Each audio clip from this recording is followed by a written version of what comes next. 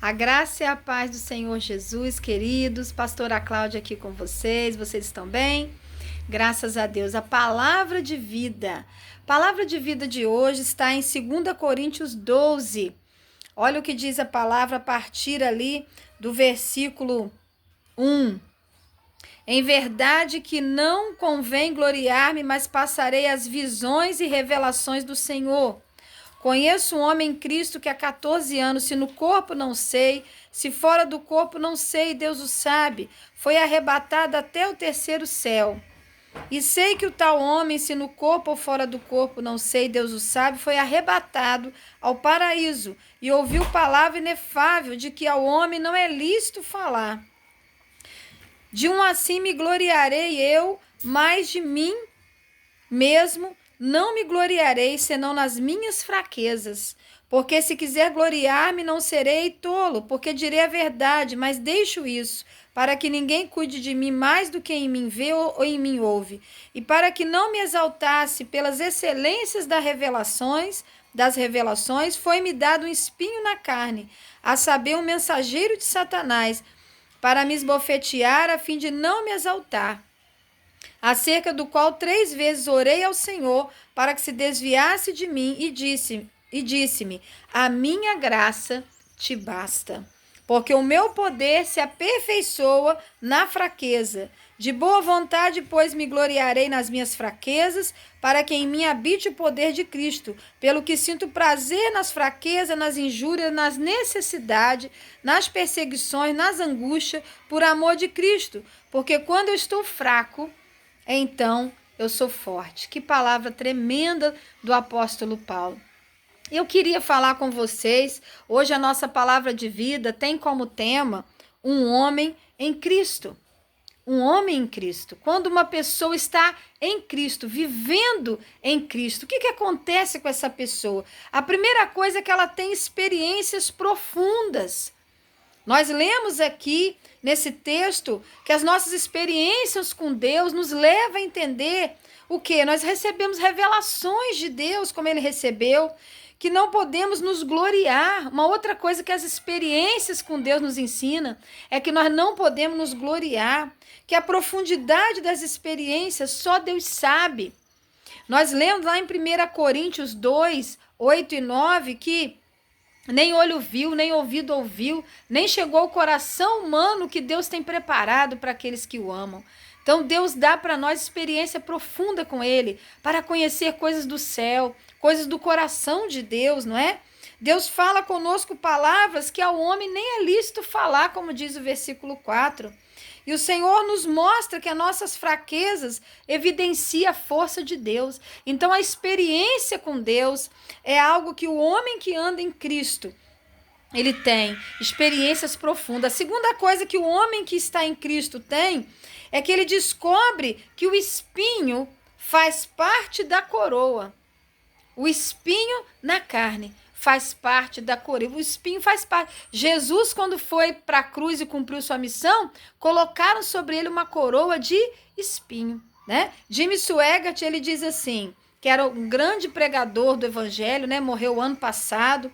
Ele diz assim, Jesus não pode ser seguido senão pelo caminho da cruz. Tem pessoas que querem seguir Jesus, mas pelo caminho só da glória, só do nome, da fama, não é?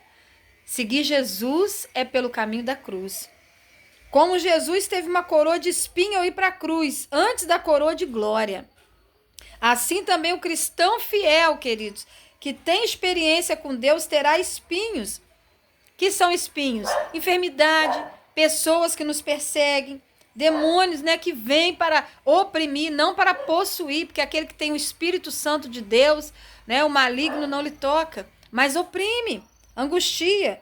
O espinho não nos mata, né? O espinho não nos mata, pois há vida depois da cruz. A vida depois da cruz. O Senhor nos faz nascer de novo nele. Mas é importante entender, você e eu, que o caminho para o céu, o caminho para a coroa de glória, ao chegar no céu, passa pelo caminho da cruz. Então haverá espinho no nosso caminho. O homem que anda com Cristo, ele também tem que ter o quê? Uma vida de oração. Diz no versículo 8 que Paulo, ele teve uma vida de oração. Precisamos ter uma vida de oração constante para continuar o quê? Ouvindo a voz de Deus. Não é só para você ter resposta do sim. Orar não é só, Deus vai fazer tudo que eu estou orando. Tudo que eu peço, ele vai fazer por mim. Não.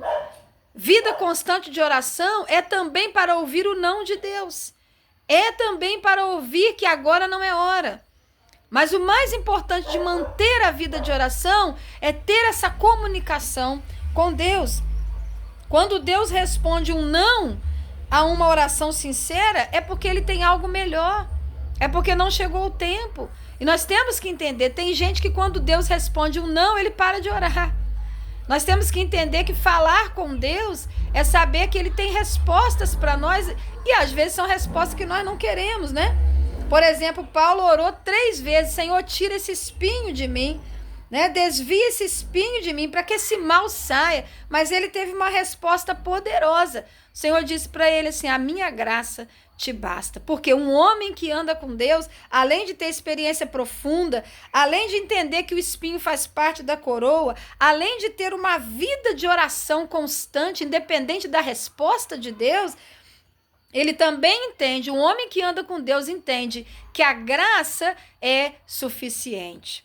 Tem hora que a resposta que você precisa, ou procura, ou espera, não vai vir. Mas a graça de Deus, o que é a graça? O favor imerecido de Deus vai te alcançar. A graça de Deus vai te alcançar, né? A graça é suficiente, irmãos, para nos preencher e para nos capacitar. Nós suportamos os espinhos é pela graça. Que somente o poder de Deus nos faz forte, aperfeiçoados, cheios de amor por Cristo.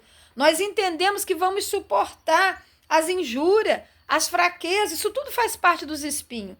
A necessidade, a perseguição, a angústia, porque nossos corações foram tomados pela graça, foram tomados pelo favor de Deus, pelo amor que o seu poder derramou em nós. Portanto, o poder de Deus derramando graça, soma poder de Deus mais a graça. Isso vai te capacitar e vai te fortalecer para você passar por tudo aquilo que precisa passar e que vai passar na terra. Enquanto nós não estivermos na presença de Deus no céu, né? O poder de Deus e a graça dele vai nos aperfeiçoar. E é por isso que o apóstolo Paulo diz no versículo 10, porque quando eu estou fraco, então é que eu estou forte. Porque ele está declarando que quando ele está fraco, quando ele perde as forças, ele fica dependente de Deus. E ali a graça de Deus vem sobre ele. O poder de Deus se aperfeiçoa na sua fraqueza. Quanto mais fraco ele está, mais forte ele fica em Deus. Que palavra tremenda, né? Que palavra tremenda. Então nós entendemos como Deus é maravilhoso. A graça de Deus, a presença de Deus, o favor de Deus é que nos aperfeiçoa, que concede força àqueles que invocam. Essa graça descerá sobre o crente fiel e ele vai suportar os espinhos, as fraquezas e todas as suas dificuldades. Que coisa linda! Um homem em Cristo é um homem que foi inundado pela graça de Cristo e renovado em seu poder. É um homem que pela graça vai suportar os espinhos, né? E que ele tem experiências profundas com o Senhor. Amém? Que Deus te abençoe. Ande em Cristo, viva em Cristo, que você vai ser alguém, uma mulher, um homem que vai ter experiência com Deus, que vai entender, né, que o espinho faz parte da nossa caminhada com Cristo, que vai ter vida constante de oração, independente da resposta, sim ou não, e que vai ter a graça de Deus, derramada pelo poder de Deus, aperfeiçoando em você, te enchendo, te fazendo mais forte diante das batalhas. Que Deus te abençoe em nome de Jesus. Amém? Graça e paz.